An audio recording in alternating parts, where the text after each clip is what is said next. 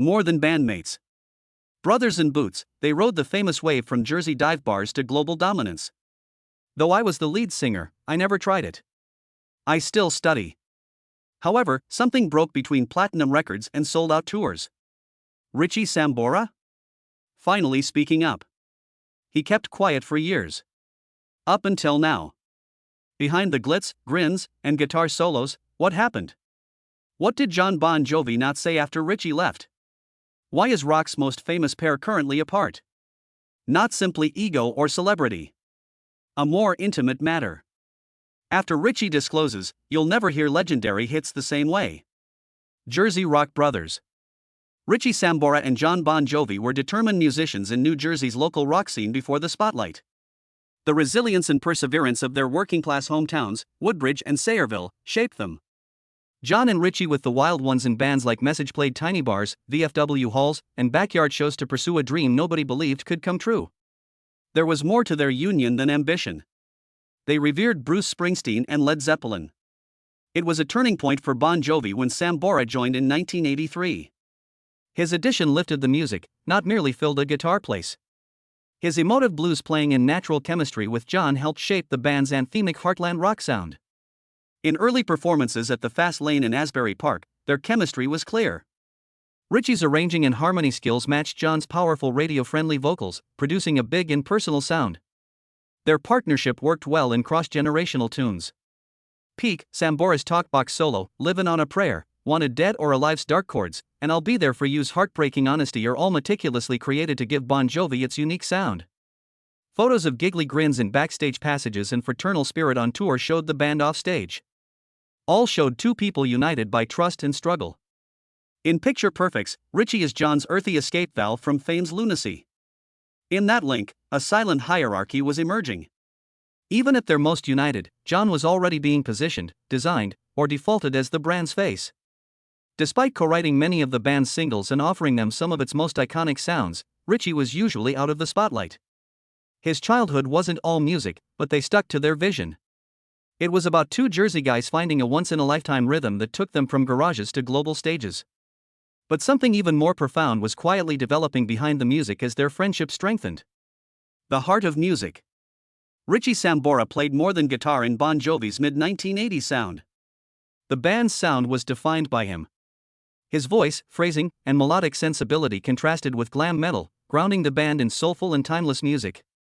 Sambora combined blues-derived intensity with arena rock bravado to create solos and rhythms as dramatic as the words. He never focused on technique on stage or in the studio. The solos told stories and deepened the song's significance. Slippery When Wet in New Jersey were gold standards in radio-friendly rock with depth at their creative height. While Jon Bon Jovi provided vocal force and pop appeal, Sambora's arrangements added warmth, edge, and that unmistakable feel. He created poignant guitar lines in Never Say Goodbye and I'll Be There for You, and his harmonies made every chorus monumental. Richie completed the emotional architecture of their biggest singles, not just accompanied them. Sambora's skill, restraint, and insight made him distinctive. He knew when to maintain stillness, when to let a solo fly, when to harmonize with Jon's singing, and when to let his guitar screech. Bon Jovi's atmosphere and texture helped make his songs famous, exceeding ostentatious production. A band frequently labeled for image over substance gained complexity with Sambora. The image-laden music would have a heart. While reviewers and musicians credit Sambora with Bon Jovi's emotional core, history has frequently portrayed Jon Bon Jovi as the frontman. Livin' on a Prayer's talkbox solo symbolized a band that combined showmanship and substance. The guitar work of Sambora electrifies Bon Jovi's best-loved songs, reminding us that behind every great voice is a skilled guitarist who knows how to communicate with strings. Secret tensions behind the hits as Bon Jovi became one of the world's top bands, fissures appeared. In the late 80s and early 2000s, Jon Bon Jovi's emergence as the band's face went beyond branding. It changed everything internally. After being a driving force and equal partner, Richie Sambora felt sidelined in important band choices about direction, image, and legacy. This change wasn't sudden. Sambora was moved to a role he didn't want by a slow decline in power. A project he helped construct from scratch received background support. Heavy touring and hit record production exacerbated the mismatch. Collaboration and emotional adjustment were difficult due to the unrelenting pace. Sambora, who had helped shape the band's music, felt less important. He later revealed that being at rehearsals and recordings didn't necessarily mean having a voice. On stage, the band looked like a juggernaut, but behind closed doors, it felt broken. Sambora's addiction and divorce made it worse. His vulnerability led him to seek stability. For this group, the atmosphere no longer provided comfort. The worst hurt was not what others said or did. To his closest friends, he seemed to drift through life indifferently. Even when he voiced his concerns, he was rejected or outnumbered. As Sambora subsequently explained, the relationship, once thick with accomplishment, was replaced with an insulated hierarchy, making his place feel less secure. Instead of loud headlines, furious interviews, and other divorce-promoting acts, this couple ended quietly. Sambora toured the world, recorded, and performed with the group for years. But by then, he was emotionally drifting. He left the band in 2013, but it was the result of years of attempting to find healthy ground in a hostile environment. Slowly, the pressure corroded one of rock's most iconic creative partnerships.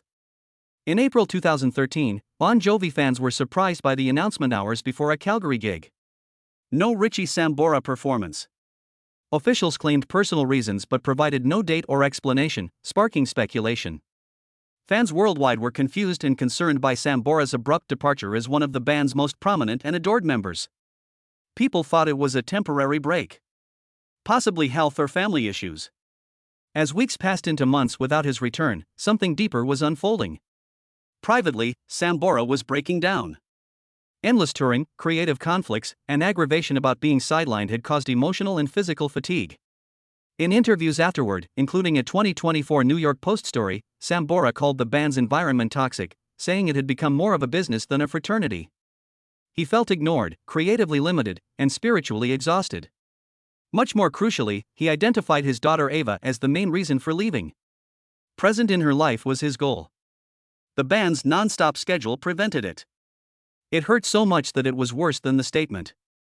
After hearing that Bon Jovi went on tour without him and hired Phil X in his place online, Sambora maintains he did not hear things personally. That jerk gutted him. After a lifetime of commitment and contribution, Sambora felt eliminated without a word. According to him, I disappeared and nobody called. Fans were surprised by the band's absence, not just because of the outstanding fingerwork over harmonies but also because Sambora was the band's spirit and heart. Despite Bon Jovi's quiet, Richie ultimately told his story. She left after more than one spat. It was years of creative and personal undervaluation. Both his 2024 apology and his words demonstrate that. Self-preservation, family, and leaving a location that no longer felt like home drove that fading drama. Fame over. After Richie Sambora's sudden departure from Bon Jovi's 2013 Because We Can tour, his most personal and compelling reason became clear. His daughter Ava. In many interviews, including his 2024 apology in Yahoo and the New York Post, Sambora said leaving the band was more about being a father than dispute. Sambora realized that his continual touring was hurting his relationship with Heather Locklear's daughter Ava, who was nearly a teenager.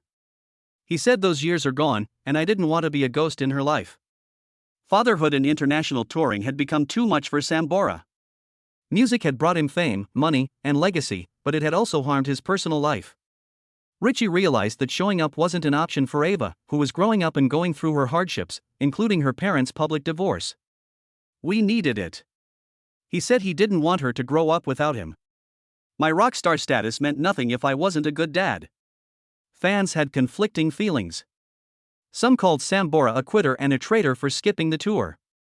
Others applauded his daring and human move to acknowledge musicians' efforts behind the scenes. Hindsight shows his definition of walking out isn't impulsive. Personal accountability is carefully explored. Sambora says he didn't leave music a decade later. He wouldn't leave his daughter. Sambora says the greatest legacy won't be on stage today. He'll focus on his relationship with Ava. He boasts about raising her to be well-educated, artistic, and close in his posts.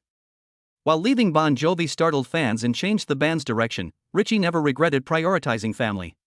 But I only get one chance to be her dad, he blurted out. The goodbye may have been personal, but what followed spoke volumes without a word. Media silence. Private fallout. Following Richie Sambora's abrupt departure from Bon Jovi in 2013, both he and Jon Bon Jovi maintained a notable silence. There were no heated interviews, no dramatic public feuds, and no official explanation beyond vague references to personal reasons. Yet, the lack of words said plenty. According to insiders and longtime observers, the friendship and professional bond between Richie and Jon had already begun to fracture well before the tour. While the band continued to operate publicly as a polished unit, privately, the tension had reached a breaking point. Creative differences, personal disconnection, and growing resentment simmered beneath the surface. One of the most telling signs of the divide was how decision-making evolved within the band. Sambora, once a key contributor to the group's creative process, was being excluded from major discussions. In interviews, he later revealed that toward the end, he felt like a hired gun rather than a founding member. Studio sessions had reportedly become colder, more transactional, and less collaborative. According to his 2024 interview in Yahoo Entertainment, Sambora had reached a point where he no longer felt heard or valued. It stopped feeling like a band and more like a corporation. Sambora somehow managed to persist in being outwardly silent against Jon or the band for several years despite the growing frustration within him. He would allude to the emotional scar it left on him much later. In recent interviews, only then was he able to describe the situation as being emotionally and creatively draining, stating he felt that the environment had turned toxic. The silent rift was not a dramatic explosion, but rather a gradual poisoned erosion of trust and warmth. In a way, that silence must have been even more painful. No closure, just a void. Meanwhile, Jon Bon Jovi has mostly restrained his comments regarding Richie. Over the years, he commented on the difficulty of Sambora's departure, but never elaborated. He was more concerned about moving the band forward with new guitarist Phil X, rather than dwelling on past conflicts. The allowance of mutual avoidance of public drama spared the dignity of the band's heritage from being compromised, but it also meant that for the next decade, fans kept wondering how one of rock's most historic pairings could meet in such an extremely profound silence. The apology that took a decade. In 2024, over a decade after walking away from Bon Jovi, Richie Sambora finally opened up about his departure in a rare and emotional interview. Speaking candidly to Yahoo Entertainment and the New York Post, Sambora offered a heartfelt apology, not only to the fans who had supported him through decades of music, but also directly to Jon Bon Jovi. "I just disappeared, man. I ghosted," he admitted. For the first time, he publicly acknowledged the abruptness of his exit and the confusion it left behind. He expressed regret for how he handled the situation, saying, "I probably should have talked to Jon. I should have explained it better." While taking accountability, Sambora also revealed that his decision wasn't made in isolation or out of ego. It came from years of emotional buildup. He described feeling creatively stifled and increasingly sidelined, saying, "The rift," he explained, "wasn't about one argument, but the culmination of unresolved frustrations." He felt his role in the band had shifted from equal collaborator to background player, even though he had co-written many of Bon Jovi's biggest hits. His decision to leave wasn't meant to burn bridges. It was, in his words, a step towards saving his sanity. The apology marked an important change concerning how fans and even industry colleagues viewed Sambora's exit. For many years, the rumors about some internal tension kept swirling around, but neither side was willing to go into detail about it. In making this public statement, he lent a human dimension to his decision while finally granting some clarity.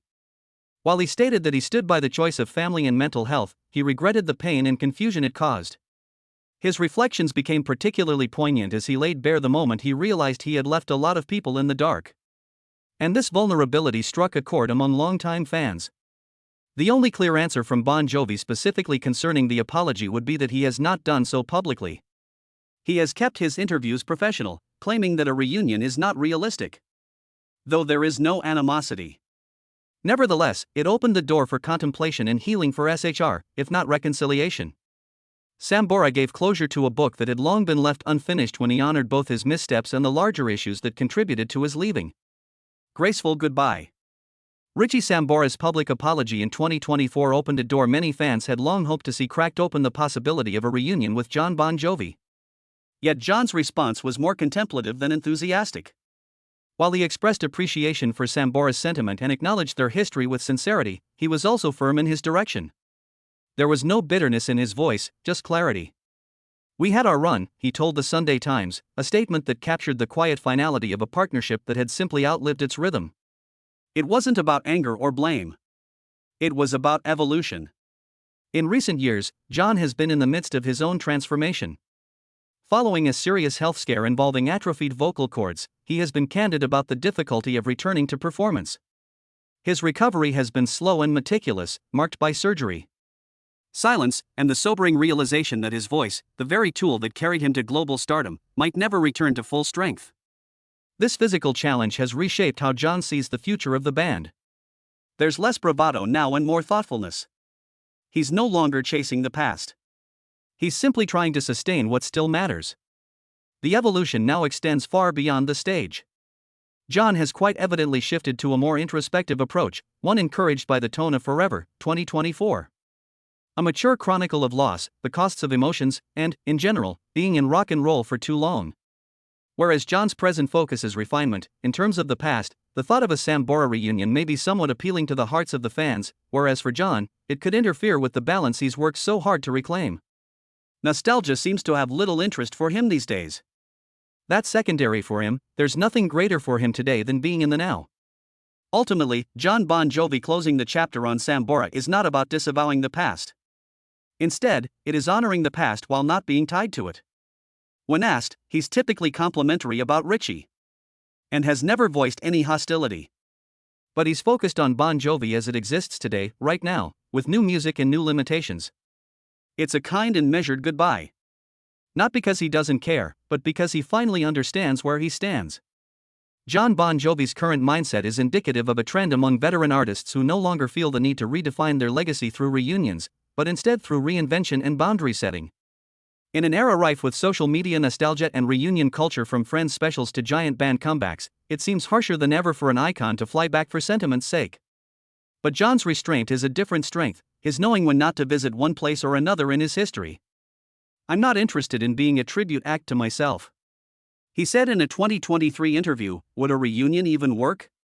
To the outside world, a Bon Jovi Sambora reunion feels like a rock fairy tale waiting to be written.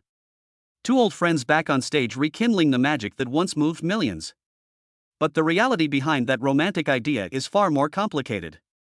Time has changed everything, musically, emotionally, and practically. More than a decade has passed since Sambora left the band, and in that time, both artists have gone in completely different directions. What worked in 1986 doesn't necessarily work in 2024, and both men seem to understand that, even if fans don't want to. Sambora has spent recent years immersed in solo projects and fatherhood, carving out a life defined by balance rather than burnout. His music now leans toward blues, soul, and introspection, a far cry from the anthemic, high-gloss sound of Bon Jovi's peak. Jon, meanwhile, has steered the band toward a more adult contemporary style, moving away from the hair metal bombast of the past. Their creative goals no longer align, and forcing them together for the sake of legacy risks flattening the authenticity both have worked hard to preserve. Health is another big deal. Jon's vocal recovery has not left him much to work with physically. And a high-octane reunion show, as in the old days, would not just be exhausting, but perhaps damaging. Sambora, too, says he has become more discerning by not taking performance opportunities that are not good for his personal health or long-term well-being because of the strenuousness of the tour. Even if one could deal with logistics, chemistry remains an issue. Decades of emotional baggage do not just disappear with a handshake and a sound check. Establishing that kind of trust takes more than just nostalgia. It requires a labor neither side appears eager to do. Even if it were going to be repaired, such an eventuality may end up hurting the very legacy such a reunion would celebrate. The power of Bon Jovi's tale lies in what they did together in that prime time, and not in trying to resurrect for the sake of reminiscence. Since then, Jon and Richie have carved out new lives for themselves, and a reunion may serve the fans more than the musicians themselves. For now, that dream remains just that, an idea that, whilst exciting, has little traction in the realities of where these men are today. Sometimes the myth of a reunion is stronger than what the real thing would ever be.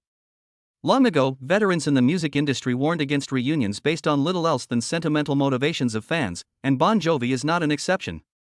Producer Bob Rock noted in a 2023 Rolling Stone panel discussion on legacy acts that some reunions work because there's something new to say. Others collapse under the weight of what they used to be. Ironically, it carries all the more relevance for Bon Jovi, the cultural credentials of which were once cemented at a very specific time in history. Audiences tend to want the emotional time capsule instead of those real aging people behind it. So it is not just logistical and personal. It is psychological as well. The version of the band that most fans romanticized falls in the years of prime MTV and arena anthems, but bringing that cast back together in 2024 might unveil the inevitable changes that age and life bring. And while the spotlight shifted, Richie found something far more lasting off stage. Legacy through a new lens in the years since his departure from Bon Jovi.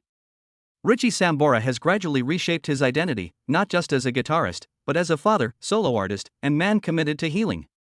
In his 2024 interviews with Yahoo Entertainment and the New York Post, Sambora spoke openly about going through therapy, reflecting on past decisions, and finding peace outside the whirlwind of rock stardom. He admitted to past mistakes, including the way he left the band, but emphasized that those decisions were part of a larger journey towards self-preservation. For Sambora, stepping away wasn't just an exit from a band, it was an intentional move toward rediscovering who he was beyond the stage. Much of his focus now is on family, particularly his daughter Ava, whose modeling and acting career has begun to blossom. Sambora has often expressed how proud he is of her and how his decision to leave Bon Jovi was heavily influenced by a desire to be a present father. He's also quietly continued his solo work, occasionally performing at charity events and teasing unreleased music. While he's no longer filling stadiums on a nightly basis, his creative spirit remains alive. And it's channeled into projects that bring him joy on a personal level, rather than pressure from global expectations. Sambora, while regretting how things ended with Bon Jovi, maintains a sense of pride in the music they made together. He often speaks of the historic run they had, how their songs changed lives, and the legacy they created together. More recent interviews indicate that while the two have gone their separate ways, Sambora still holds fondness for the band and Jon Bon Jovi. "We built something amazing," he pondered, "that history can never be taken away." The truthfulness and humility of Sambora have been a fitting background to his legacy, endearing him even further to fans who have been with him since the very beginning. To many, Richie Sambora remains the emotional and musical counterpart to Jon Bon Jovi, the bluesy soul behind the band's bombastic energy. His harmonies, songwriting, and guitar work helped define an era, and while he may have exited without a proper goodbye, his influence is felt in every note on the band's biggest hits. He's ghosted, maybe, but certainly not forgotten. Sambora's evolution shows that legacies aren't just what you do at your prime. They're also what you do with your life when the limelight fades. Sambora's post-Bon Jovi paths lay alongside a historical transition among legacy rockers who have started to assess the meaning of success in a much more human way, more philosophically. Sambora, like Dave Grohl stepping into mentorship, or Bruce Springsteen going into memoir and Broadway, has chosen to embrace raw authenticity instead of mere spectacle.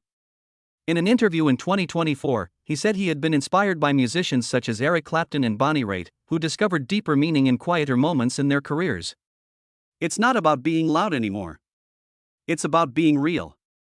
This assertion enabled him to take back control of his story and resonate with a generation of followers who sought emotional truth rather than sold-out venues. His evolution is not about the riffs and the radio hits anymore.